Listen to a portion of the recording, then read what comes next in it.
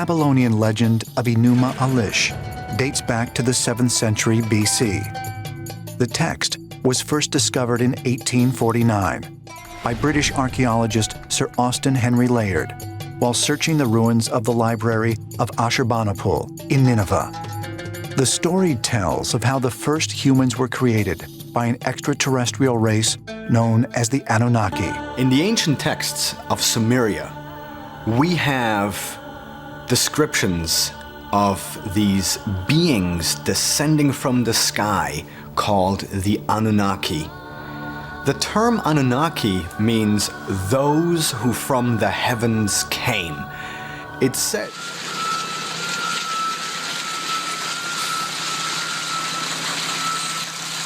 Welcome to Making a Mess of Potamia, the segment where we aim to debunk and demystify the myths surrounding ancient Mesopotamia. So today's mess is the myth surrounding the translation of the word Anunnaki. Because of TV shows like Ancient Aliens and people such as Zecharia Sitchin, Billy Carlson, we have the Anunnaki being tied to ancient alien beings and the ancient alien theory, and the word Anunnaki itself being translated as those who from heaven to earth came, or something to that effect. I'm here today to show you why this is grossly inaccurate. So the typical Sumerian word that was used was Anunna. Another rendering of this word was Anunnaki.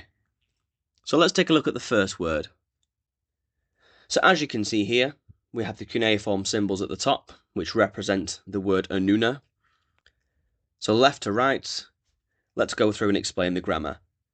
So first up we have the dingir. So this particular symbol, as with other Sumerian symbols, is polyvalent, which means it can take on different meanings, but in this context it's being used as a divine determinative.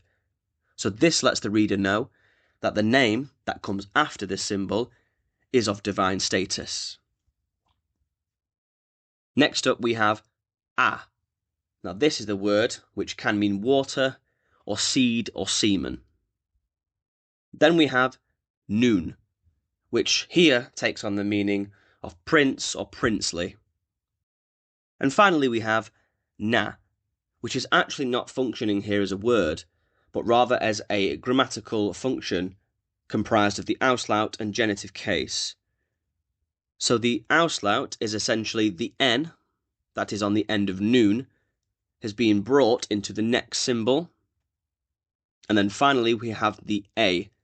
Now this is the remainder of the word ak, which is actually the genitive case marker, which means of.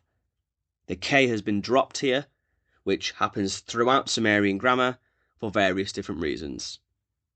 So what we have so far here, from left to right, we have seed, princely, of, or further translated, of princely seed. Now, next we have Anunnaki, which is essentially the same grammar, except we have the addition of the ergative case marker. So here we have the genitive being formed at the end with ak, except this time we have the na and the K symbol both forming the genitive, ak, but the remaining E is actually the ergative case marker. Now the ergative case marker essentially marks the subject of a transitive sentence.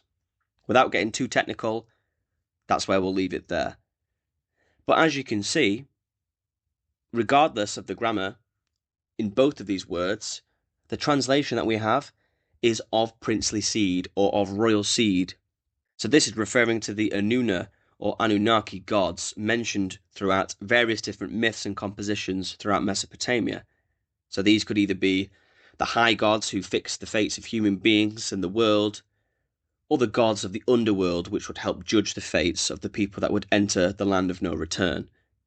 Either way, completely unrelated to aliens or anything of the sort. Until next time.